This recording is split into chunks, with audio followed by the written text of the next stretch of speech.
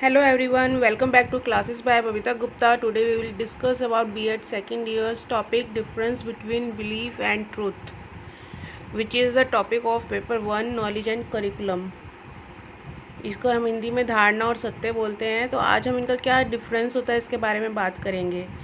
और इससे पहले भी मैंने बहुत सारे टॉपिक आपके साथ शेयर कर चुकी हूँ, जिसमें कि अभी लेटेस्ट मैंने पियाजे की थ्योरी का पूरी कंप्लीट किया आप लोगों के साथ में। उसमें A to Z मैंने जितना भी उसके अंदर होता है, क्या कॉग्निटिव डेवलपमेंट है, कौन थे पियाजे और क्या उसके कैरेक्टरिस्टिक है, कंपोनेंट्स, उसके स्टेजेस, उसकी वीकनेस, उसके स्ट्रेंथ, सब मैंने आपके साथ शेयर किया। एजुकेशनल इम्प्लीकेशंस मैंने आपके साथ शेयर किए हैं। उससे पहले भी मैंने आपके साथ कॉन्स्टिट्यूशंस में जो एक्ट्स हैं वो शेयर की थी आपके साथ में B.Ed first year, B.Ed second year के लिए। तो ये सारे वीडियोस जो हैं बहुत इंपॉर्टेंट हैं और आपके लिए बहुत यूज़फुल है। जो भी बच्चे एजुकेशन से रिलेटेड पूरी तैयारी कर रहे हैं अपने, चाहे वो किसी भी एग्ज़ाम के लिए तैयारी कर रहे हो, टीचिंग से रिलेटेड, एजुकेशन से रिलेटेड, उन सब के लिए बहुत इंपॉर्टेंट टॉपिक्स हैं। तो मेरे चैनल को लाइक सब्सक्राइब ज़रूर कीजिए ताकि नेक्स्ट अपडेशंस भी आपको मिलती रहें। तो चलिए आज हम स्टार्ट करते हैं। आज मैं शेयर करने वाली हूँ आपसे B.Ed second year paper 1 knowledge and curriculum का topic, which is difference between belief and truth, यानी धारणा और सत्य में अंतर, क्या अंतर होता है इसमें, ठीक है ना। तो आज हम वो पढ़ेंगे। तो देखिए चलिए स्टार्ट करते हैं, टाइम वेस्ट ना करते हुए हम शुरू करते हैं इसको। तो देखिए जो हमारा फर्स्ट पॉइंट है, फर्स्ट पॉइंट क्या है हमारा, belief is a personal statement, यानी जो धारणा है वो क्या है, पर्सनल स्टेटमेंट है, यानी खुद के द्वारा की गई ही स्टेटमेंट या वाक्य आप इसको कह सकते हैं, ठीक है ना। तो जो हम खुद से स्टेटमेंट देते हैं ना, वो उसको हम क्या बोलते हैं, बिलीफ, और क्या हिंदी में धारणा। और इसी पे हमारा फर्स्ट पॉइंट में क्या ट्रूथ में दिया हुआ है, a truth is an universal statement. अब देखिए ट्रूथ क्या है, यूनिवर्सल स्टेटमेंट है ये, यानी कि इसको हम चेंज नहीं कर सकते। यूनिवर्सल स्टेटमेंट्स में पहले भी आपको बता चुकी हूँ, यूनिवर्सल स्टेटमेंट यानी इसको चेंज नहीं किया जा सकता, जो सत्य है उसको चेंज नहीं किया जा सकता। ये क्या है, यूनिवर्सल स्टेटमेंट है। और बिलीफ क्या है, ये पर्सनल स्टेटमेंट है। क्लियर। तो ये हमारा फर्स्ट पॉइंट है। इसका सेकंड पॉइंट है हमारा, इट इज़ सब्जेक्टिव। क्या है बिलीफ, इट इज़ सब्जेक्टिव, यानी कि क्या बिलीव क्या है, यह एक वस्तुनिष्ठ है, यह वस्तुनिष्ठ है, और सॉरी व्यक्तिनिष्ठ है। सब्जेक्टिव मतलब व्यक्तिनिष्ठ, यानी किसी पर्सन की तरफ ये ज़्यादा क्या करता है, रेफर करता है, किसी पर्सन की, किसी आदमी की क्या सोच है उसकी तरफ, एक पर्सन की तरफ, तो उसको क्या बोलते हैं हम, व्यक्तिनिष्ठ। और उसी के सेकंड नंबर पे हमें दिया हुआ है ट्रुथ में, इट इज़ ऑब्जेक्टिव, यानी अब ये क्या है, ट्रुथ क्या है, ये वस्तुनिष्ठ है, यानी ये किसको हमारे लिए रेफ़र करते हैं, किसको इम्पोर्टेंस देता है, एक वस्तु को, यानी एक चीज़ को, कि उसकी क्या मान्यता और क्या उसका सच है कि नहीं है। तो ये क्या है, वस्तुनिष्ठ है। और ये क्या है हमारा बिलीफ, व्यक्तिनिष्ठ है। उसको हिंदी में इंग्लिश में हम क्या बोलेंगे, इट इज़ सब्जेक्टिव, और इधर ट्रूथ को हम क्या बोलेंगे, इट इज़ ऑब्जेक्टिव। क्लियर। इसके बाद में हमारा थर्ड आता है। थर्ड में हमें बोला गया है, it is a state of mind in which a subject रफली regards a thing to be true, यानी कि क्या है ये, it is a state of mind, यानी ये हमारे दिमाग की एक सोच है, जिसमें क्या होता है, अ सब्जेक्ट रफली रिगार्ड्स, यानी कि जो भी व्यक्ति है वो क्या करता है, साधारणतः ध्यान देता है, a thing to be true, ठीक है ना, कि कोई भी चीज़ है ना वो सच है। यानी देखिए अगर हम एक नॉर्मल लैंग्वेज में हम माने कि क्या है बिलीफ, तो यानी कि हमने एक धारणा बना ली किसी भी चीज़ के लिए, है ना। जैसे कि कोई भी चीज़ हमने कहीं देखी और हमने बिना उसके बारे में पूरा जाने एक सोच बना ली। अगर हम किसी इंसान से भी मिल रहे हैं तो उसको बिना जाने हमने उसके बारे में एक सोच बना ली, तो वो क्या हो गया, बिलीफ हो गया। क्लियर। या फिर आपने किसी भी चीज़ को आप मानने लगे, कई बार क्या होता है, किसी स्टोन को आप देख के आप उसको लकी मानने लगते हैं अपने लिए, तो वो क्या है, एक बिलीफ है वो। क्लियर।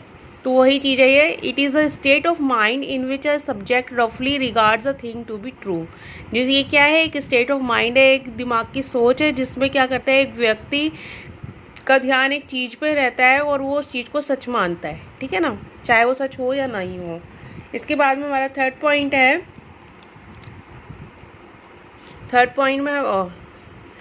पॉइंट में हमें ट्रुथ में कहा गया है, truth can never be a cognitive goal of inquiry, यानी कि सोच को हम कभी भी क्या कर सकते हैं, इंक्वायरी नहीं कर सकते। यानी जो सच है वो सच ही रहेगा, क्योंकि वो यूनिवर्सल स्टेटमेंट है ना, अभी मैंने फर्स्ट पॉइंट में बताया था। और यूनिवर्सल स्टेटमेंट तो कोई चेंज हो ही नहीं सकती हैं। तो क्या होगा वो, truth can never be a cognitive goal of inquiry. वो जांच का संज्ञानात्मक लक्ष्य नहीं हो सकता। सच जो है वो जांच का संज्ञानात्मक लक्ष्य नहीं हो सकता। यानी आप ऐसा नहीं कर सकते कि कोई एक सच है तो आप चलो उसको हम वो करें, जांच पड़ताल करें उसकी। जो यूनिवर्सल ट्रुथ है वो यूनिवर्सल ट्रुथ है। क्लियर। तो इसके बाद में हमारा फोर्थ पॉइंट आता है, belief is acceptance of opinion. यानी बिलीफ क्या, एक्सेप्टेंस है ऑफ ओपिनियन। यानी उसको हमने एक्सेप्ट कर लिया, हमने उसको मान लिया है, एक सोच को, एक विचार को। जो मेरा विचार है उसको मैंने, उस धारणा उसको सच मान लिया है। अगर मैं किसी चीज़ के बारे में कुछ सोचती हूँ तो मैं वही मेरा बिलीफ बन गया कि हाँ वो चीज़ है, एग्जिस्ट करती है वो चीज़। ठीक है ना। तो ये मैंने माना है, ये पर्सनली हो गया, ये यूनिवर्सली नहीं हुआ, ये पर्सनली हो गया। तो इसी तरीके से फोर्थ में जो हमारा ट्रुथ है उसमें क्या क्या कहा गया है, truth is fact and reality. यानी ट्रुथ क्या है, फैक्ट है और सच है ना। फैक्ट है वो एकदम, तो उसको चेंज नहीं कर सकते हम। और क्या है, वो रियलिटी है, वो सच है एकदम। रियलिटी मतलब कि हमारे जो हम जी रहे हैं ना लाइफ, उससे रिलेटेड ही है वो, रियलिटी है वो। कोई हमारी मानी हुई कोई चीज़ नहीं है कि हमने कुछ भी सोचा और उसको मान लिया। Truth is truth. इसके बाद देखिए फिफ्थ में क्या कहा गया है, it is based upon on reasoning. यानी कि किस पे बेस है, खुद के तर्क पे बेस है। किस पे बेस्ड है ये, खुद के तर्क पे। यानी कि जो हमने माना है उसी पे बेस्ड है, ऑन रीजनिंग। इसके बाद में ट्रूथ क्या है, truth is based upon scientific reasons. यानी कि ट्रूथ किस पे बेस्ड है, साइंटिफिक रीजंस पे, यानी वैज्ञानिक कारणों पे ये बेस्ड है ट्रूथ। देखिए वैज्ञानिक का मतलब यही नहीं होता कि जो साइंस लैब में जाके एक्सपेरिमेंट्स करते हैं वही साइंटिस्ट नहीं होते, है ना। साइंटिस्ट यानी कि आप किसी भी क्षेत्र में आपने बहुत अच्छी रिसर्चेस की हुई हैं, उसके बाद में आपने एक थ्योरी क्रिएट की है, तो वो क्या होता है, वो साइंटिफिक रीजंस होते हैं। क्लियर। अब वो किसी भी फील्ड में हो सकता है, वो ज़रूरी नहीं कि वो साइंस साइड के अगर कोई है, किसी ने एमएससी वगैरह कर रखी है तो वही साइंटिफिक रीजंस होते हैं, ऐसा नहीं होता। क्लियर। जो पीएचडी किए होते हैं वो भी तो साइंटिस्ट ही होते हैं ना। वो भी जो पीएचडी होते हैं तो उनको भी तो हम डॉक्टर ही बोलते हैं। इसीलिए तो बोलते हैं क्योंकि वो क्या है, उन्होंने वो साइंटिफिक रीजंस पढ़े हुए हैं और वो उसी को आगे लेके कैरी ऑन कर रहे हैं अपनी स्टडी को। क्लियर। इसके बाद में हमारा 6 पॉइंट है। 6 पॉइंट में क्या कहा गया है, देखिए, it is system of thought and information.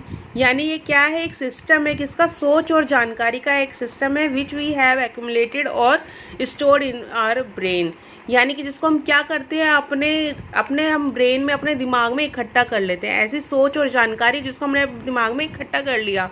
अब वो सही भी हो सकता है, वो गलत भी हो सकता है, क्योंकि अगर वो अधूरी जानकारी होगी तो वो गलत हो जाएगा। अगर आपके पास पूरी नॉलेज है तो आपने उसको सच मान लिया है, वो ही आपके लिए सच है और आप उसी को फॉलो कर रहे हैं।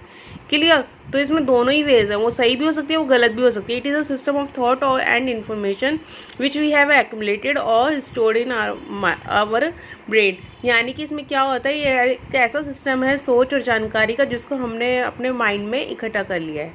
इसके बाद में ट्रूथ क्या है, truth considered to contain different ways of knowledge. जो ट्रूथ है वो कंसीडर करता है, किसकी तरफ कंसीडर करता है, किसकी तरफ जाता है वो, कि नॉलेज के डिफरेंट वेज होते हैं, such as language, perception, reasons, knowledge.